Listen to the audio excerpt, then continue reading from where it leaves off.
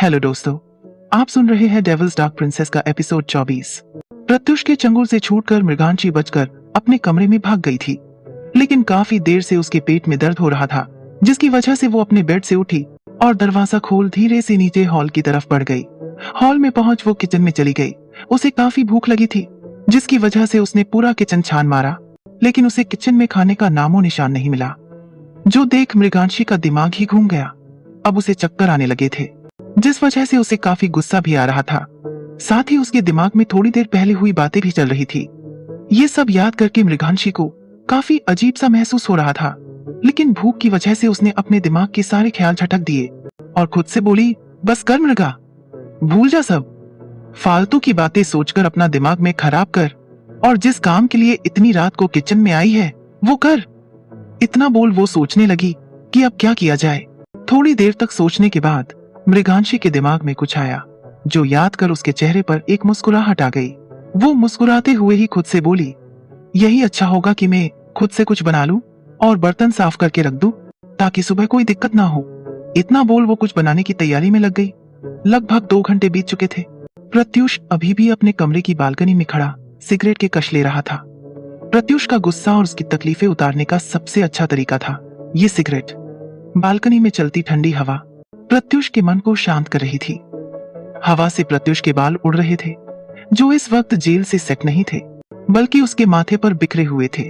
उसने इस वक्त घर के नॉर्मल कपड़े पहन रखे थे कि तभी उसे किसी चीज की महक आने लगी। ये महक उसे कुछ जानी पहचानी लग रही थी, जिस वजह से उसका ध्यान इस पर चला गया। ये महक कहां से आ रही है? ये पता करने के लिए प्रत्युष ने अपने हाथ में पकड़ा सिगरेट नीचे फेंक अपने पैर से कुचल दिया और बालकनी से अंदर आकर कमरे से बाहर निकल गया। जैसे ही वो बाहर निकला, वो महक और तेज हो गई। ये महसूस कर प्रत्युष की आंखों में एक चमक आ गई। उसने अपनी नजरें घुमाकर किचन की तरफ देखा, जहां से ये खुशबू उड़ते हुए आ रही थी। ये महसूस करते ही प्रत्युष के कदम अपने आप किचन की तरफ बढ़ गए। वहीं दूसरी तरफ सूर्यवंशी हवेली से कुछ दूर एक छोटे से पार्क में प्रथा बैठी हुई थी। काफी रात हो जाने के बाद भी प्रथा वही बैठी हुई थी। उस पार्क में बस इक्का दुक्का लोग ही थे। प्रथा के चेहरे से उसकी उदासी और उसके दर्द का अंदाजा लगाया जा सकता था। वो सामने की तरफ एकटक देख रही थी। तभी वो एक गहरी सांस लेकर खुद से बोली, क्यों? आखिर क्यों हुआ ये सब? मैंने क्या बिगाड़ा था किसी का, जो आज मैं इस हालत में हूँ?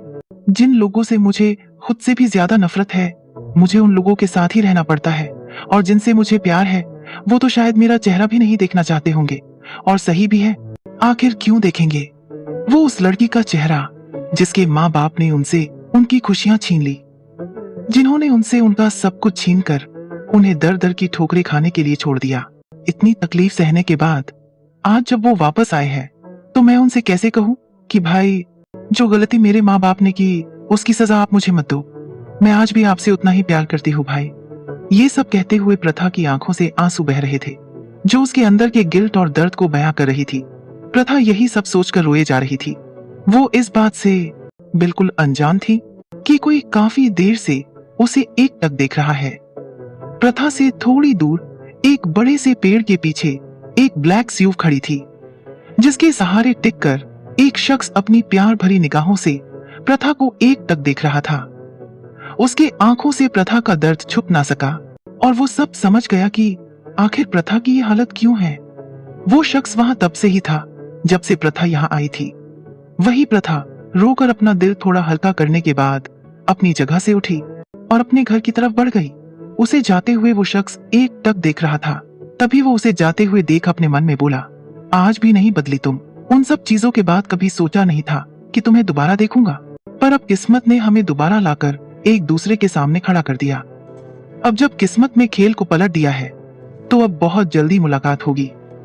वो शख्स प्रथा को देख यही सब अपने मन में सोच रहा था कि अचानक उसका फोन बज उठा। जिसकी आवाज सुन उस शख्स ने अपना फोन निकाल कर देखा, तो उस पर फ्लैश हो रहे नाम को देख उसने जल्दी से कॉल उठा लिया। कॉल के रिसीव होते ही दूसरी तरफ से आवाज आई, ऋषभ, इतनी रात को तू कहाँ चला गया? यहाँ मैं तुझे तेरे कमरे में ढूंढ रहा हूँ, है कहाँ तू? ये आवाज सुन वो शख्स यानी शब बोला, मैं आ रहा हूँ घर ही, कुछ काम से बाहर आया था। 15 मिनट में घर पहुंचता हूँ। ये सुन सामने से विकल्प बोला, ठीक है जल्दी आ जा। याद है ना तुझे, परसों हमें भाभी से मिलने जाना है। हम भी तो देखे हमारे भाई ने आखिर किससे शादी की है। इतना बोल विकल्प हंसने लगा। उसकी बात सुन अब्र बोला, हाँ मैं आ रहा हूँ, तब सोचेंगे कुछ। इतना बोल ऋषभ ने कॉल काट दिया।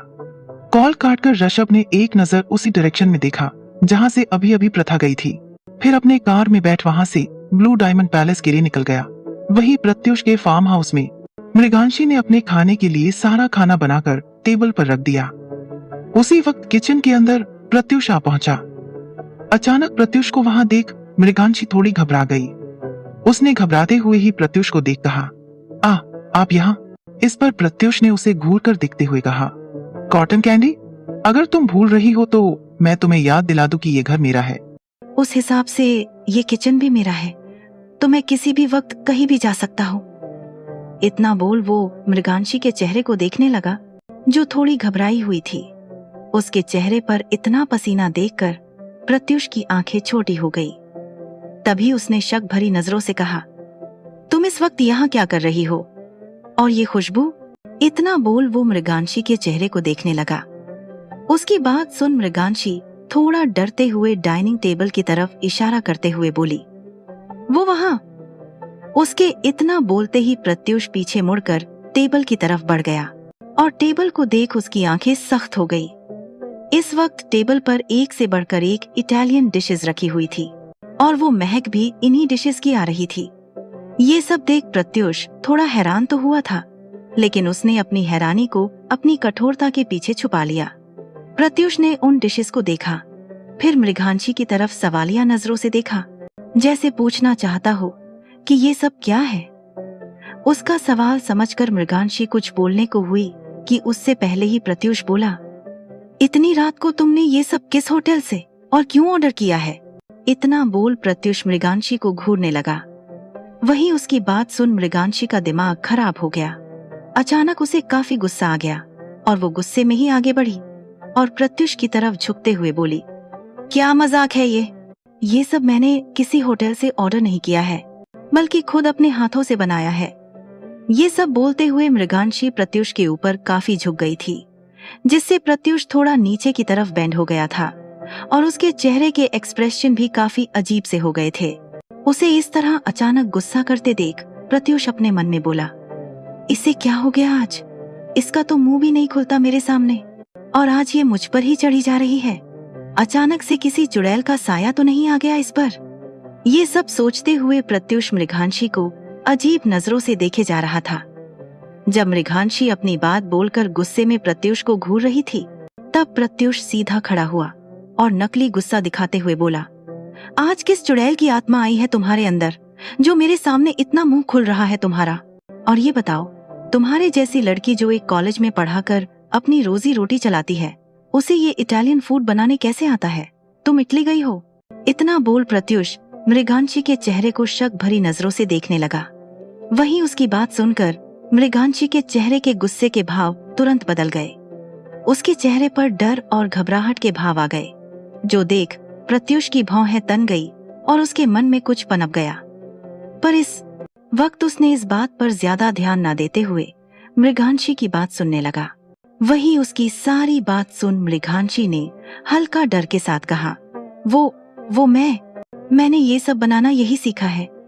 वो पहले मैंने एक होटल में कुक का काम भी किया है जहां मैंने ये सब सीखा था। इतना बोल वो प्रत्युष के चेहरे को देखने लगी, जिसके चेहरे पर ऐसे एक्सप्रेशन थे जैसे उसे मृगांशी की बातों से ट्रस्ट वाला सेटिस्फैक्शन ना मिला हो। लेकिन उस वक्त प्रत्युष ने उससे कुछ नहीं कहा, पर तभी उसके दिमाग में कुछ आया, जो याद कर उसने मृगांशी से कहा, पर मुझे ये बताओ कि तुमने ये सब इस वक्त क्यों बनाया? मुद्रा आंटी ने खाना बनाकर रखा होगा ना, तुमने खाया नहीं अभी तक? इतना बोल वो मृगांशी को देखने लगा। वही उसकी बात सुन अचानक मृगांशी की आंखें नम हो गई, पर उसने अपनी नम आंखें प्रत्युष से छिपा ली। लेकिन प्रत्युष की तेज नजरों ने मृगांशी की आंखों में आए आंसुओं को देख लिया था, जिसे देख प्रत्युष के मन में शक का बीज पनप गया था। तभी उसके कानों में मृगांशी की आवाज आई, वो मुद्रा आंटी शायद आज बनाना भूल गई थी, और मुझे काफी भूख लगी थी, इसीलिए मैंने अपने लिए खुद बना लिया। तो क्या मैं खा सकती हूँ? इस पर प्रत्युष बोला, जो करना है करो। इतना बोल वो पीछे मुड़कर अपने कमरे की तरफ जाने लगा। उसे जाता देख अचानक मृगांशी ने जोर से कहा, क्या आप मेरे साथ खाएंगे? ये सब प्रत्युष के बढ़ते कदम अपनी जगह पर रुक गए। प्रत्युष ने पीछे मुड़कर देखा तो मृगांशी वैसी ही खड़ी प्रत्युष को देख रही थी। उसे देख साफ पता चल रहा था कि उसे काफी भूख लगी है। जो देख प्रत्युष ने अपना सिर बस हाँ में हिला दिया और डाइनिंग टेबल पर जाकर बैठ गया। उसके बैठते ही मृगांशी के चेहरे पर एक प्यारी सी स्माइल आ गई, जिसे देख प्रत्युष बोला, ज्यादा खुश होने की जरूरत नहीं है, मुझे भी थोड़ी भूख लगी है, इसीलिए यहाँ बैठा हो। इतना बोल वो टेबल पर रखे डिशेस को देखने लगा, जिसमें से काफी अच्छी खुशबू आ रही थी। वहीं उसकी बात सुन मृगांशी टेबल की तरफ बढ़ते हुए बोली, एक्चुअली मुझे अकेले खाना बिल्कुल अच्छा नहीं लगता, इसीलिए मैंने आपसे पूछ लिया। इतना बोल वो प्रत्युष के बगल की चेयर पर बैठ गई। प्रत्युष के सामने इस वक्त इटालियन डिश की 5 वैरायटी रखी हुई थी। टेबल पर रखी truffle pasta, margherita napoletana pizza, mushroom risotto और मोज़रेला कप्रेज सैलड को देख बार बार प्रत्युष के मन में एक शक पैदा हो रहा था।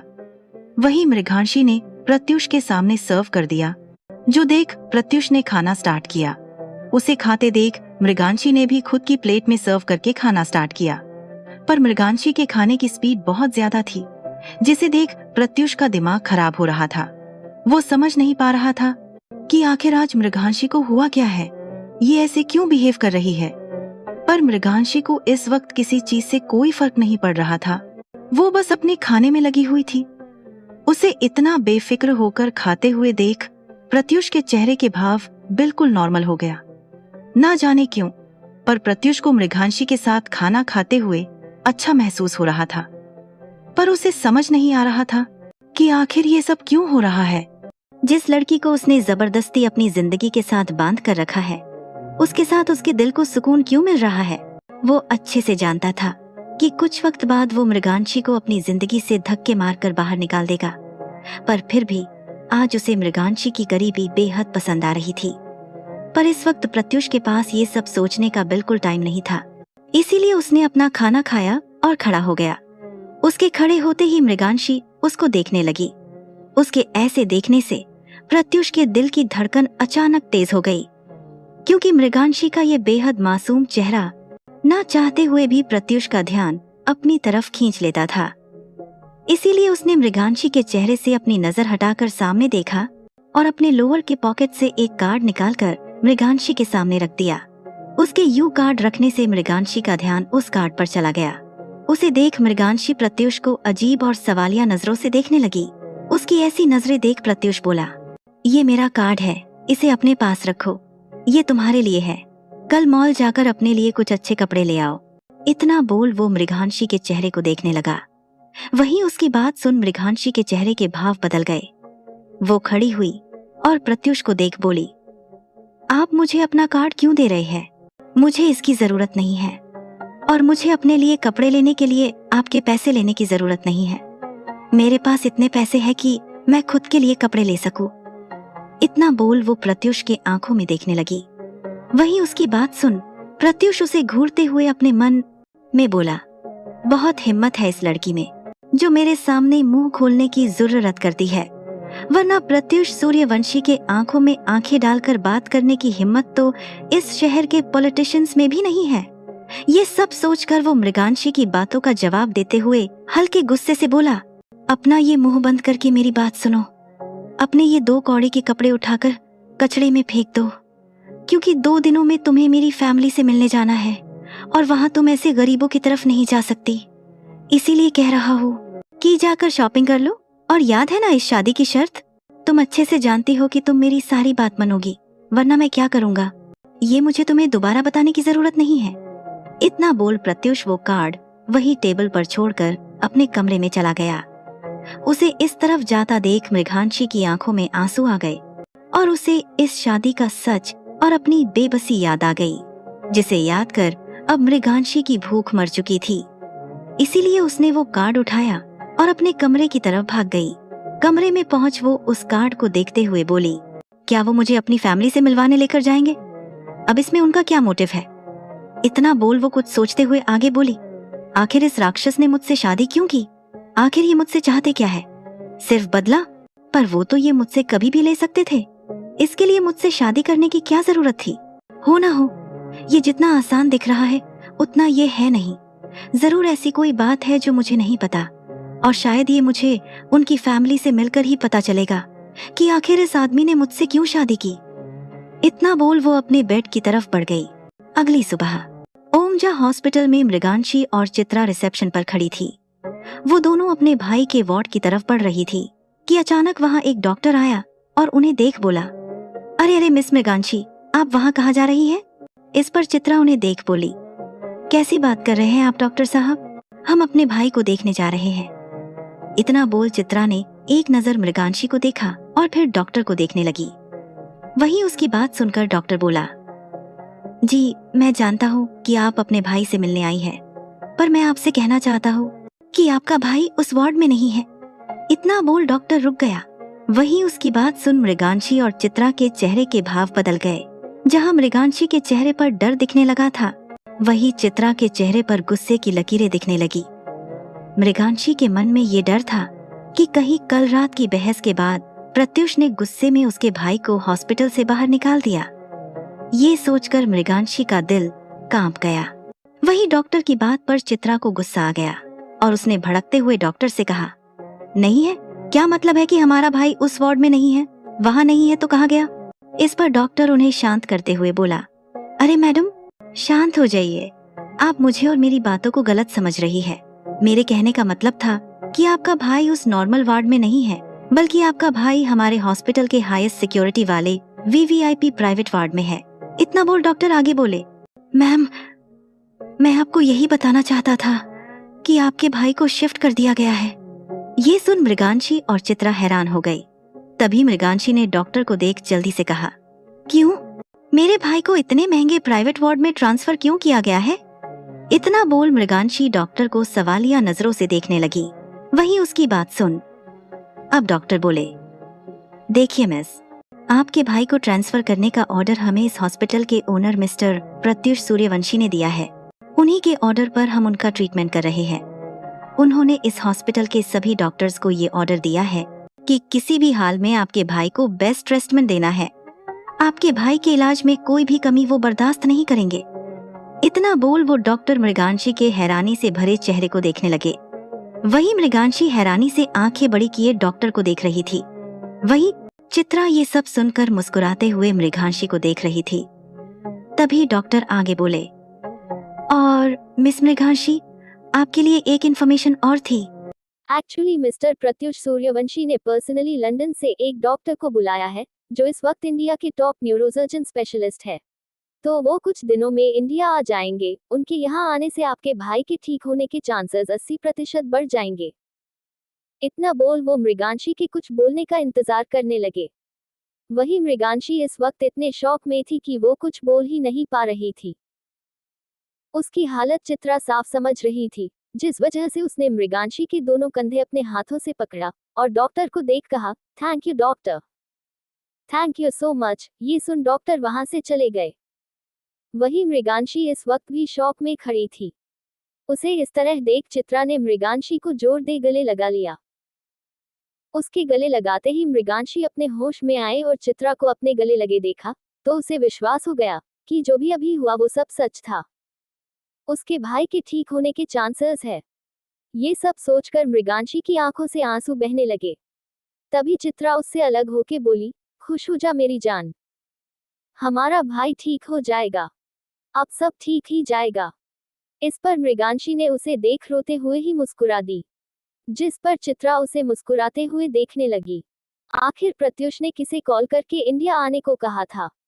क्या वो ये डॉक्टर ही था? आखिर अपने यहाँ होने की बात प्रत्युष किसे ना बताने को कह रहा था? आखिर प्रत्युष मृगांशी के भाई के लिए ये सब क्यों कर रहा है? क्या इसके पीछे उसका कोई मकसद है? क्या होगा जब मृगांशी प्रत्युष के घर वालों से मिलेगी? ओमजा और मृगांशी एक दूसरे को देखकर कैसा रिएक्ट करेगी? आखिर ऋषभ और प्रथा का क्या रिश्ता है? इन सभी सवालों के जवाब जानने के लिए सुनिए डेविल्स डार्क प्रिंसेस का अगला एपिसोड सिर्फ कहानी बॉक्स एफएम पर।